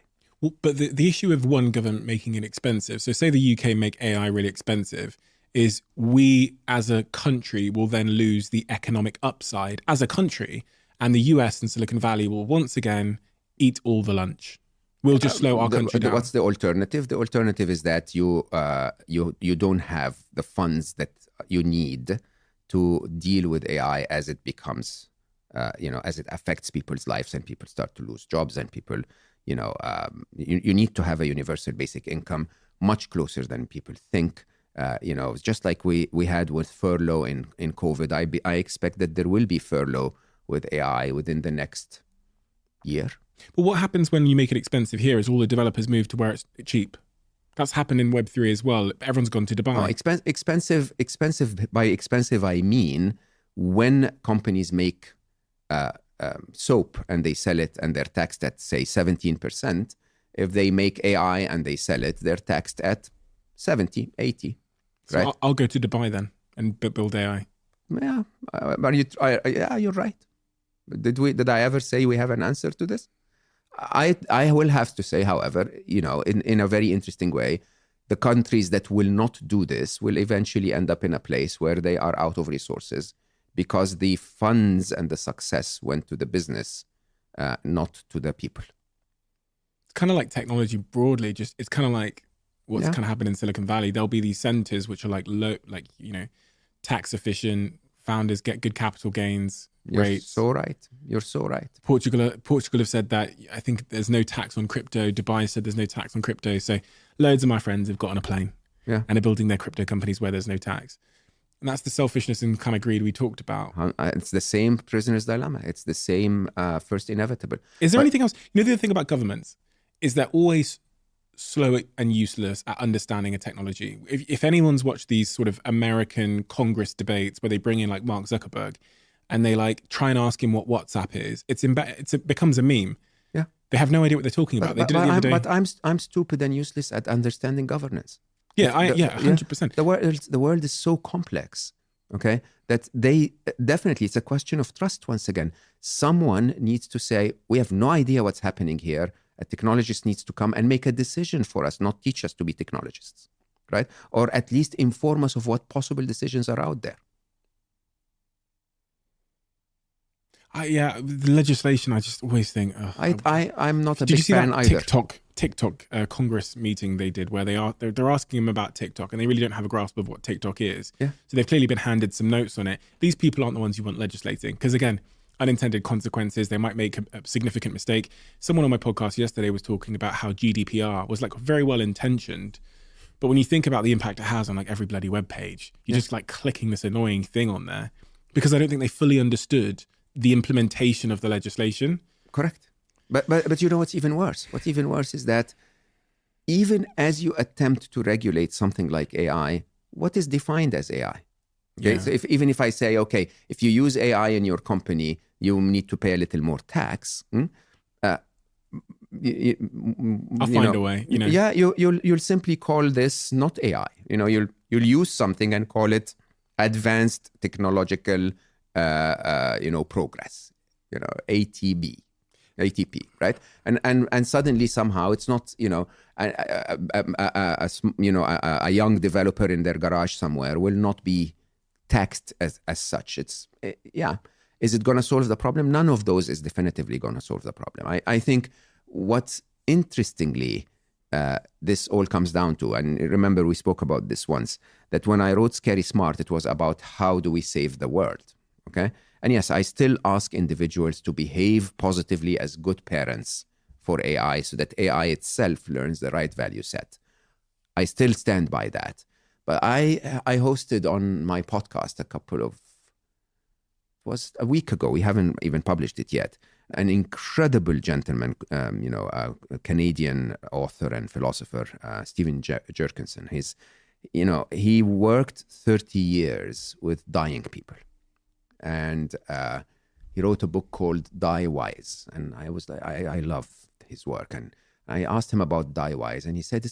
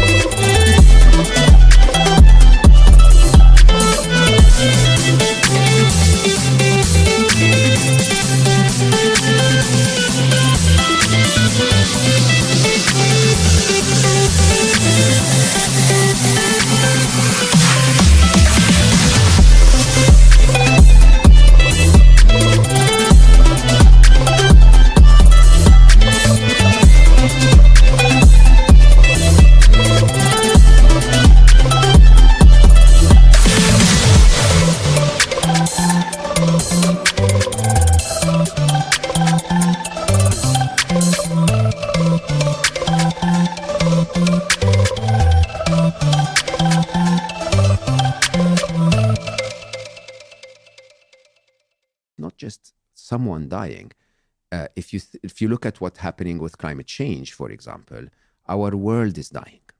And I said, okay, so what is to die wise? And he said, what I first was shocked to hear, he said, hope is the wrong premise. If the world is dying, don't tell people it's not. Because in a very interesting way, you're depriving them from the right to live right now. And that was very eye-opening for me.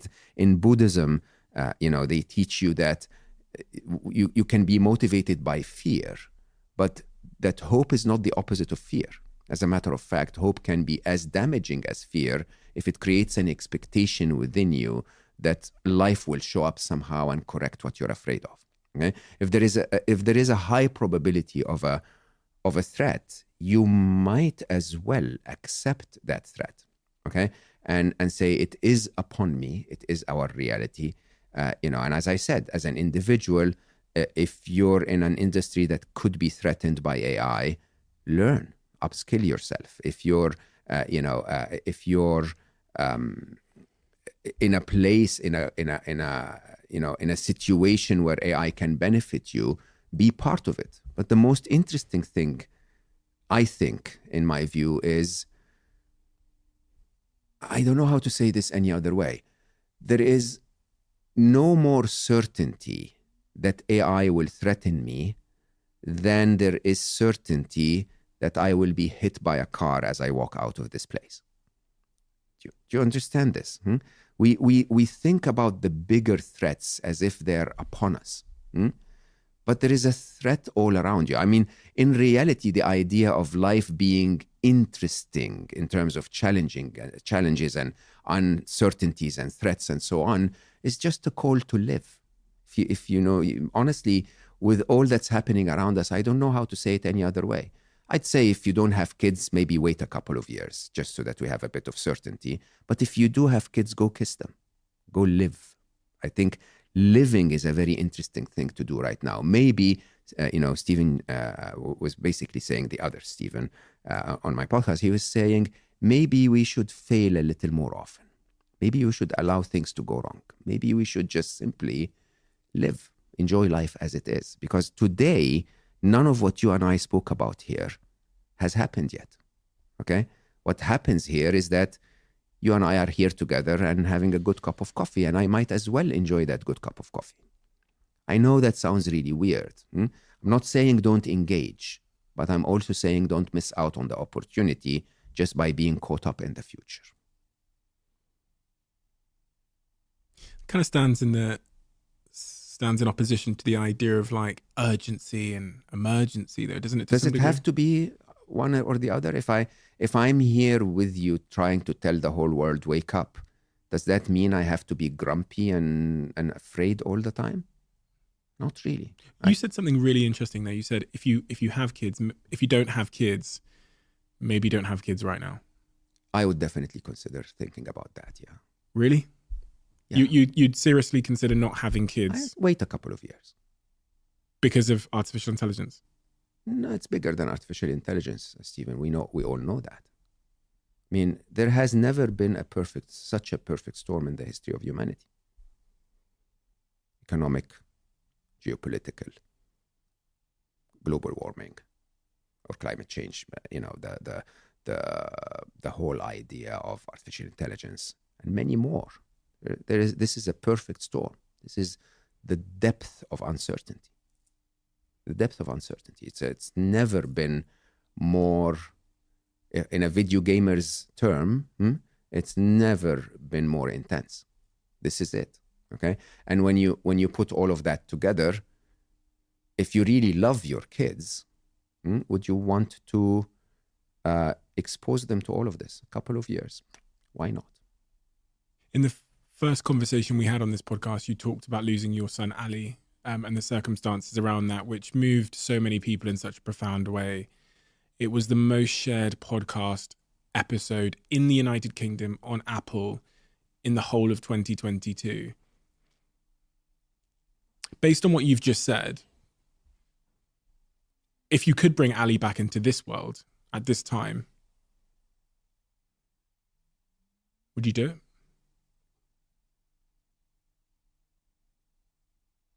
No.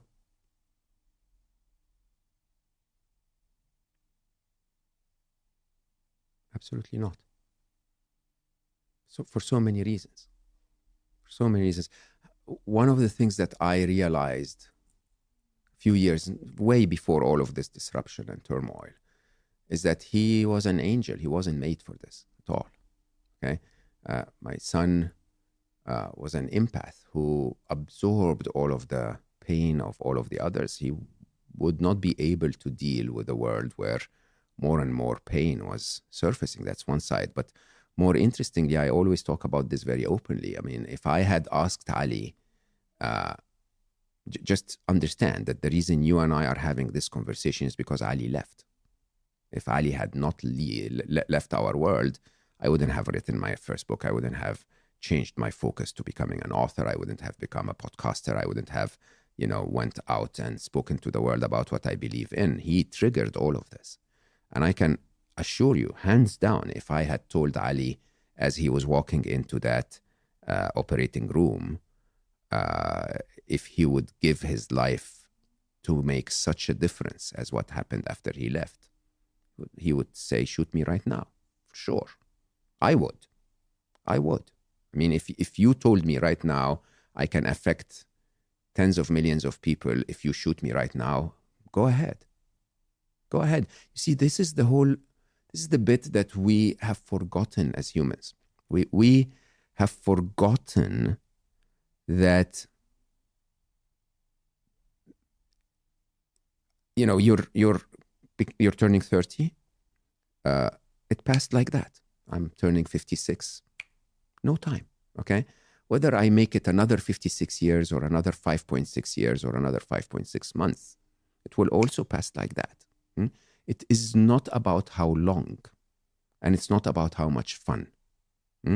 It is about how aligned you lived. How aligned. Because I will tell you openly, every day of my life when I changed to what I'm trying to do today has felt longer than the 45 years before it. Okay? It felt rich. It felt fully lived. It felt right. Felt right. Okay. And when you think about that, when you think about the idea that we live, we need to live for us until we get to a point where us is alive. I have what I need. As I get so many attacks from people about my $4 t-shirts, but I need a simple t-shirt. I really do. I don't need a complex t-shirt, especially with my lifestyle. If I have that, why am I wasting my life on more than that is not aligned for why I'm here? Okay? I should waste my life on what I believe enriches me, enriches those that I love, and I love everyone. So enriches everyone, hopefully. Okay? And would Ali come back and erase all of this? Absolutely not. Absolutely not. If he were to come back today and share his beautiful self with the world in a way that makes our world better, yeah, I would wish for that to be the case. Okay? But he's doing that. 2037. Yes, sir. You predict that we're going to be on an island on our own doing nothing, or at least, either hiding from the machines or chilling out because the machines have optimized our lives to a point where we don't need to do much. That's only 14 years away.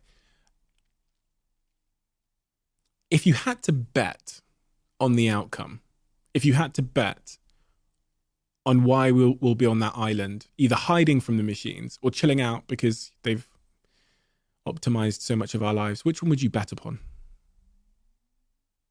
Honestly. No, I don't think we'll be hiding from the machines. I think we will be hiding from what humans are doing with the machines. I believe, however, that in the 2040s, the machines will make things better. So remember, my entire prediction, man, you get me to say things I don't want to say. My entire prediction is that we are coming to a place where we absolutely have a sense of emergency. We have to engage because our world is under a lot of turmoil, okay? And as we do that, we have a very, very good possibility of making things better. But if we don't, my expectation is that we will be going through a very unfamiliar territory between now and the end of the 2030s. Unfamiliar territory. Yeah, I think, I may have said it, but it's definitely on my notes. I think for our way of life, as we know it, it's game over. Our way of life is never going to be the same again.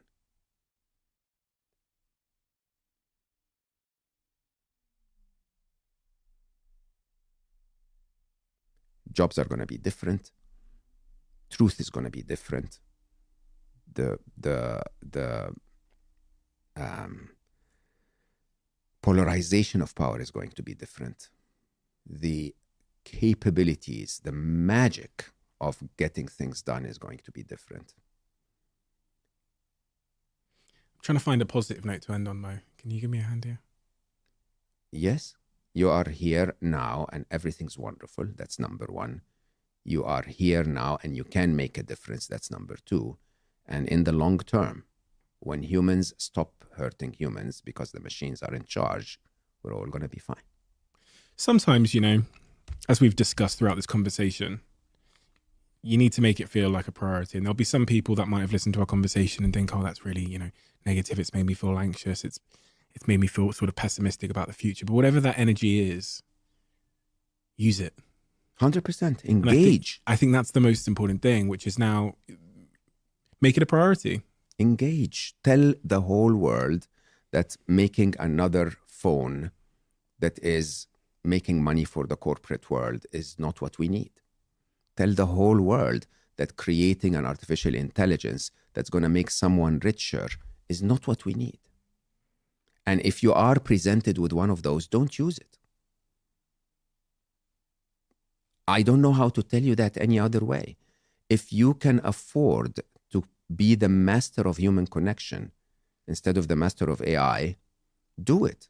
At the same time, you need to be the master of AI to compete in this world. Can you find that detachment within you? I go back to spirituality. Detachment is for me to engage 100% with the current reality without really being affected by the possible outcome. This is the answer. The Sufis have taught me what I believe is the biggest answer to life. Sufis? Yeah, so from Sufism. Sufism? Yeah. Don't know what that is. Sufism is a sect of Islam, but it's also a sect of many other religious teachings. And they tell you that the answer to finding peace in life is to die before you die. If you assume that living is about attachment to everything physical, dying is detachment from everything physical. Okay? It doesn't mean that you're not fully alive. You become more alive when you tell yourself, yeah, I'm going to record an episode of my podcast every week and reach tens or hundreds of thousands of people, millions in your case, and I'm going to make a difference. But by the way, if the next episode is never heard, that's okay. Okay? By the way, if the file is lost, yeah, I'll be upset about it for a minute and then I'll figure out what I'm going to do about it. Similarly, we are going to engage. I think I and many others are out there telling the whole world openly, this needs to stop. This needs to slow down. This needs to be shifted positively. Yes, create AI, but create AI that's good for humanity. Okay? And we're shouting and screaming. Come, join the shout and scream.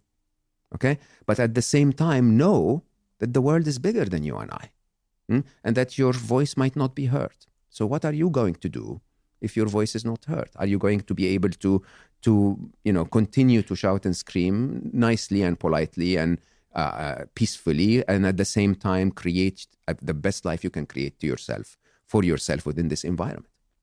And that's exactly what I'm saying. I'm saying live, go kiss your kids, but make an informed decision if you're, expanding your plans in the future. At the same time, rise. Stop sharing stupid shit on the internet about the new squeaky toy. Start sharing the reality of, oh my God, what is happening? This is a disruption that we have never, ever seen anything like. And I've created endless amounts of technologies. It's nothing like this. Every single one of us should do our part.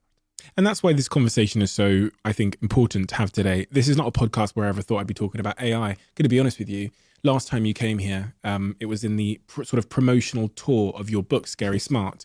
And I don't know if I've told you this before, but my researchers, they said, okay, this guy's coming called Mo Gawdat. I'd heard about you so many times from guests, in fact, that were saying, oh, you need to get Mo Gawdat on the podcast, etc. And then they said, okay, he's written this book about this thing called artificial intelligence. And I was like, ugh. But nobody really cares about artificial intelligence.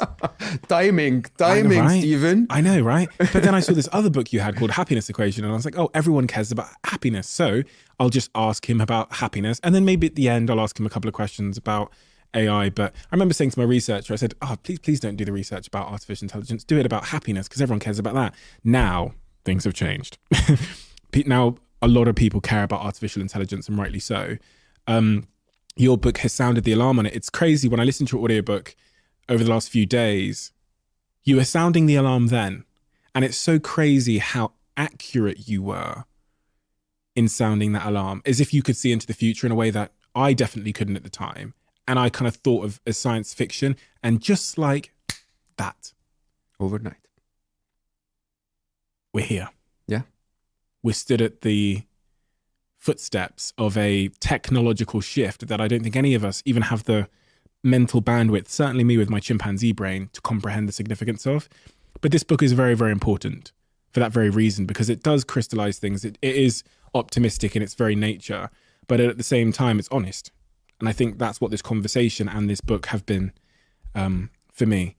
So thank you, Mo. Thank you so much. We do have a closing tradition on this podcast, which you're well aware of, being a third timer on the Diary of a CEO, which is the last guest asks a question for the next guest. And the question left for you: if you could go back in time and fix a regret that you have in your life, where would you go and what would you fix?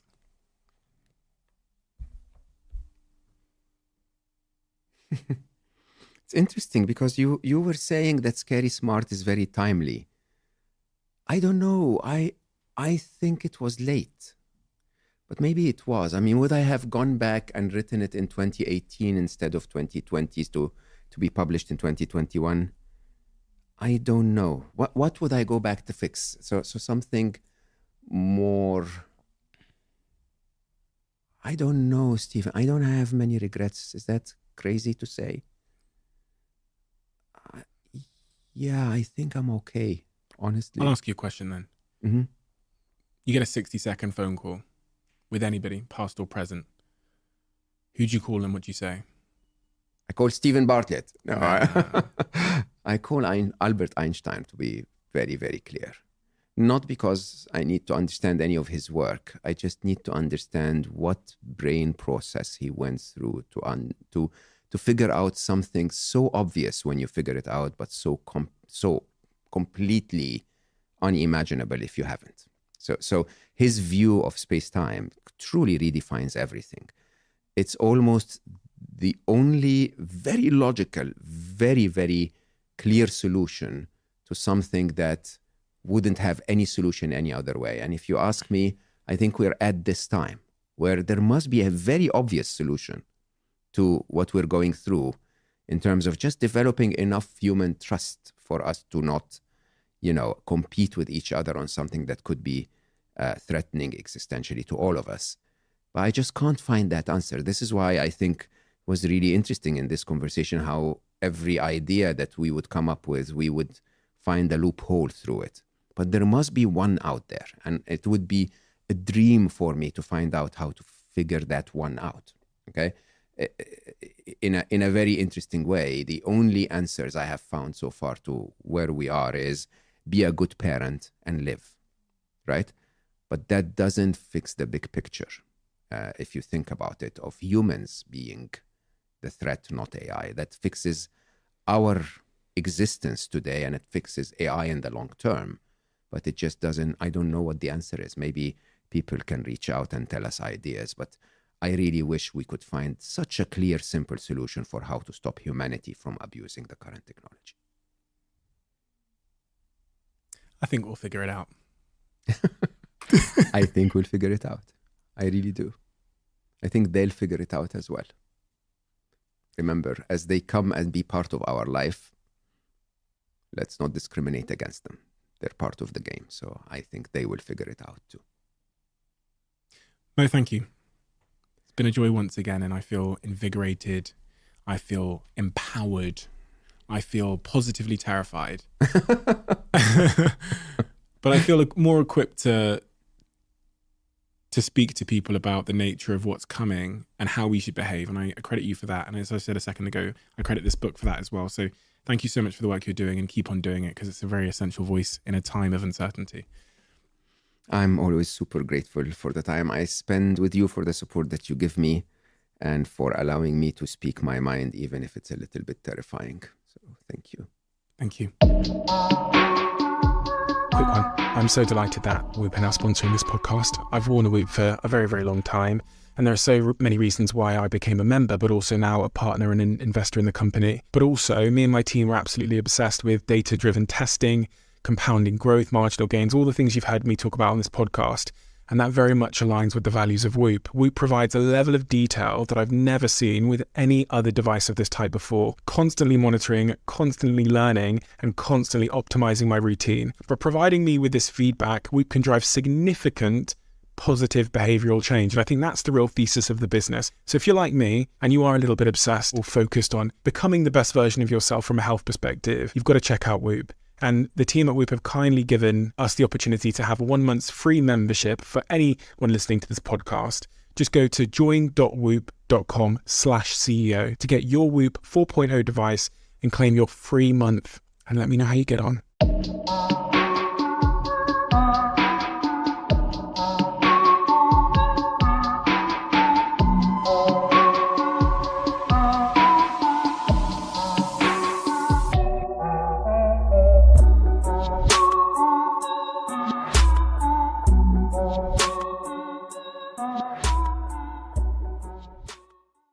You got to the end of this podcast. Whenever someone gets to the end of this podcast, I feel like I owe them a greater debt of gratitude, because that means you listened to the whole thing. And hopefully that suggests that you enjoyed it. If you are at the end and you enjoyed this podcast, could you do me a little bit of a favor and hit that subscribe button? That's one of the clearest indicators we have that this episode was a good episode. And we look at that on all of the episodes to see which episodes generated the most subscribers. Thank you so much, and I'll see you again next time.